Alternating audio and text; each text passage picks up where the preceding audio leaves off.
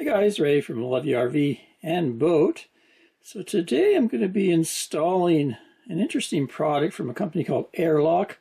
Looks like they're based in Florida, and they make air purifiers for boats and RVs. Looks like mainly they started out with boats and they branched out to RVs. So they have two products that they've sent me. Disclaimer, they've been free review samples for me. First one is going to be installed right in the air conditioner, and the other one is a portable unit called the Voyage. So we'll look at that a little later. Let's concentrate with this one. This one is, they say, works a little bit better because you're installing it right into your air conditioner and tapping into the AC power in the rig. So let's just pull the box apart and see what it looks like. A little information card, a little bit of their story, QR code for the manual. It says 30-day guarantee and 2-year warranty. You got a support on their website, Facebook, that sort of thing, YouTube channel. And a caution card just to make sure you turn off the power. And the ion emitters must be at least 2 inches away from any metal surfaces. Never touch the ion emitters while operating. Shock may occur. Okay. So these look like the emitters right here.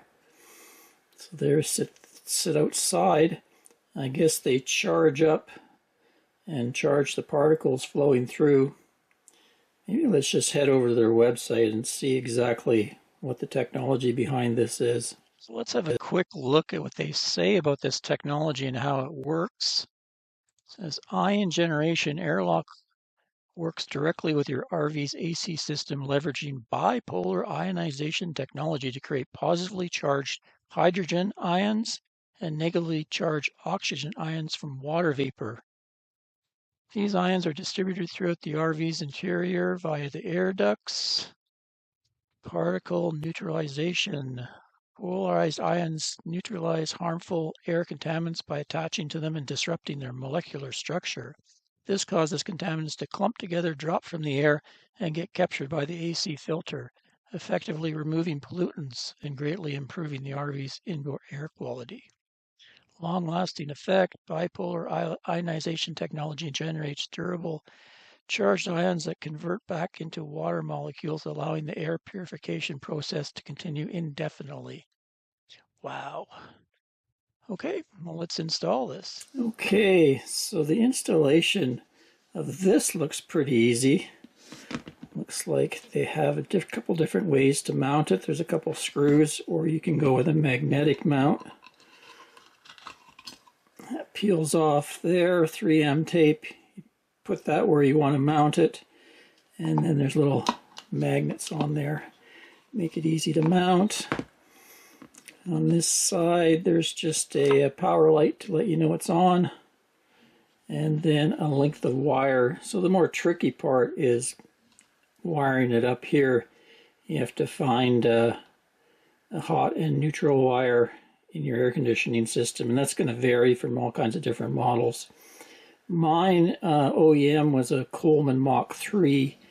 I've since put in a Furion, and there was an adapter wire, but sort of basically the same wiring. I'm using the same control box, so I can only kind of show you what I'm going to do.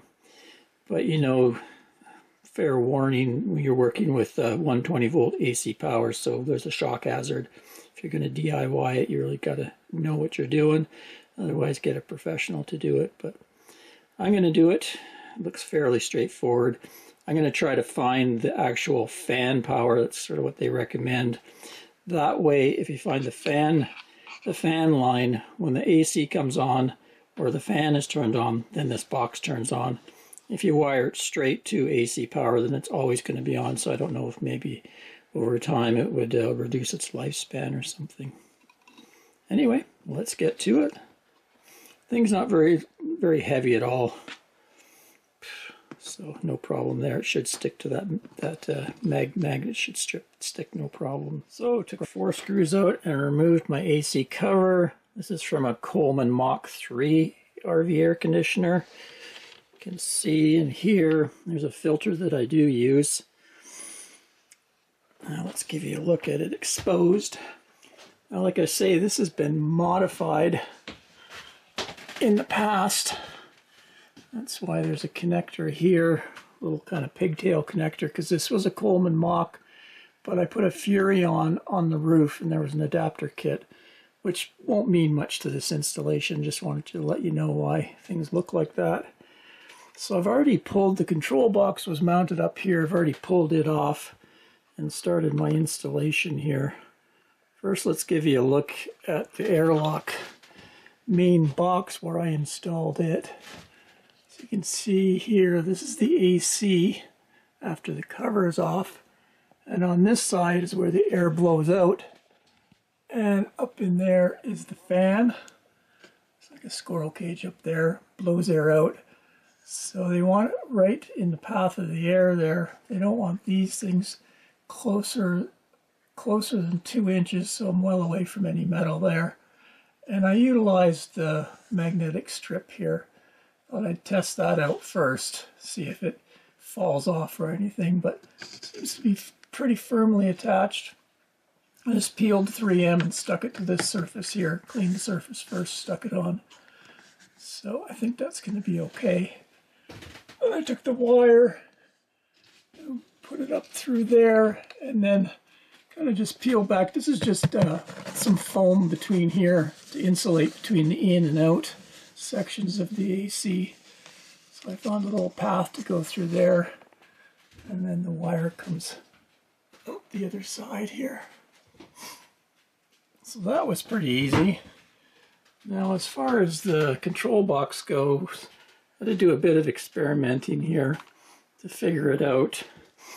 I peeled the cover off and it had a wiring diagram.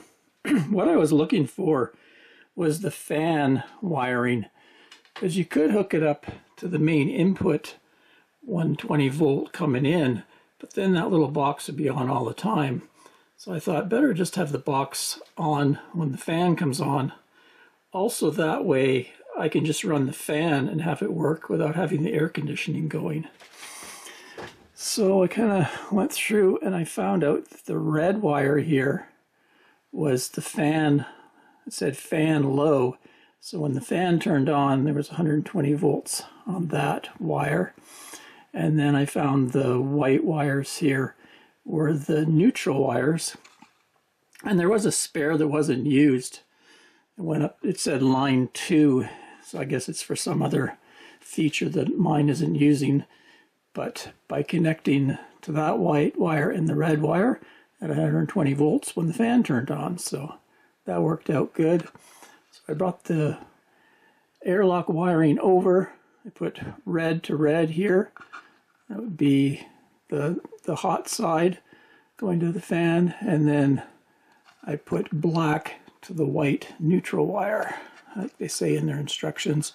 And I just used some lever nuts to make it easy on myself. You could use, you know, twist locks or whatever you want, but that was an easy way to go. And I'll be able to push those back in and put the cover on. And then I just kind of drilled out a little hole here so that it could go inside the control box. So I think that'll be tidy because everything will be inside the control box. And then I can just put everything back up and neatly kind of dress the wires with some zip ties so they're out of the way. Anyway, let's just give her a quick test. Oh, if you're wondering about these wires, those are the wires that go to the thermostat. There's a high-low fan wire and then cooling on and off wire. And the white wire here is the freeze wire, and that's been pulled out of the fins up there. So if the cooling fins up there freeze, then this thing tells the air conditioner to shut down. So when I put it back, I'm going to have to get it back up, and it just squeezes through some fins up there. Just to explain what all the wires are. These go up to the main AC and give you the power and ground and neutral and high-low fan. So obviously I turned the power off before I worked on it. The easiest way to do that would be just to unplug your RV, but I just turned off my AC power here. So I'm going to put that back on. So there's power back to the air conditioner. Go over to my thermostat here, and we're just going to turn the fan on manual. There we go. Then you can see a light has come on in there. So that means it's getting the proper power. And also I'm able to test whether the little electrodes there are working with a non-contact tester.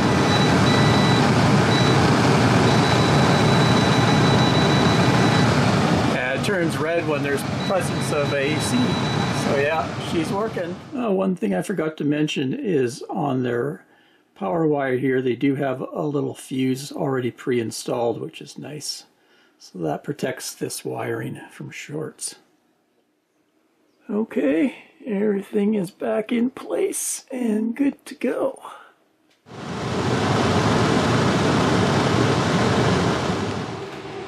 Okay. Back in business.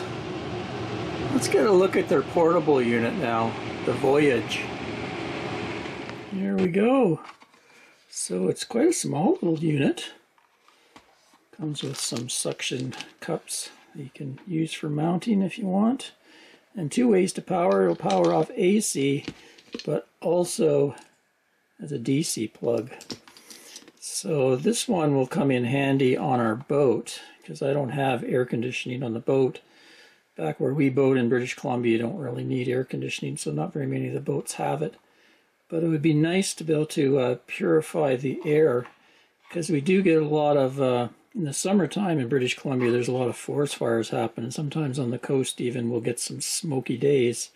So it'd be nice to have something like this to clean that out. Same thing, we got a little information sheet here. So let's just plug it in, see what it sounds like. Should be a little fan in there that draws the air through. So it came with this little kind of pad to mount it on.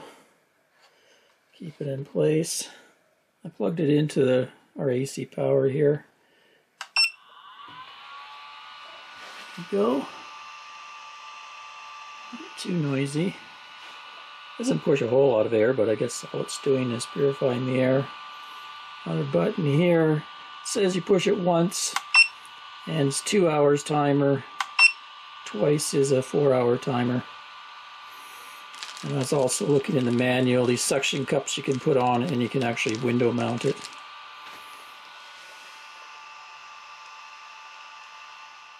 Well, there you go, installation of the AIRLOCK 1, and a look at the AIRLOCK Voyage, little portable unit. Pretty hard thing to review right off the bat, so we're going to use it a couple months here as we're RVing and use both units. We'll probably have to leave it up to Anne to tell me how well they work. She suffers from allergies, so it'd be nice if anything reduces the stuff in the air, and also she's got a really good sniffer for odors and things. They do say on their website you can kind of get rid of black tank odors and different type of cooking odors in your rig, so we'll see how she feels about it in a couple months, and I'll come back and give you a review on them, and also see if they fail or if there's any problems with them. Till next time, Ray from Love You RV and Boat. Cheers, everyone.